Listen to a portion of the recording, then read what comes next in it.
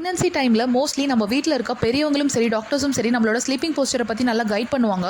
ஃப்ளாட்டாக ஸ்ட்ரைட்டாக படுக்க வேணாம், எதர் லெஃப்ட் ஒரு ரைட் சைடில் ஒரு கழிச்சு படுங்க அப்படி சொல்லுவாங்க. அந்த மாதிரி ஒரு சைடாக படுக்கும்போது டிஸ்கம்ஃபர்ட் இருக்கிறதுனால நம்ம ஆன்லைனில் நிறைய ப்ரெக்னன்சி பில்லோஸ் வாங்க ஆரம்பிச்சிட்டோம். அதெல்லாம் நல்ல ஃபேப்ரிக், நல்ல குவாலிட்டி, நல்ல பிராண்ட், நல்ல ப்ரைஸ் ரேஞ்சில் இருந்தாலுமே உள்ளே வந்து ஃபோம் மெட்டீரியல் தான் யூஸ் பண்ணுறாங்க, ஸ்பாஞ்சில் தான் இருக்குது. ஸோ எங்கேயோ ஒரு சிலர் தான் வந்து இலவம் பஞ்சில் செஞ்சு சேல் பண்ணுறாங்க.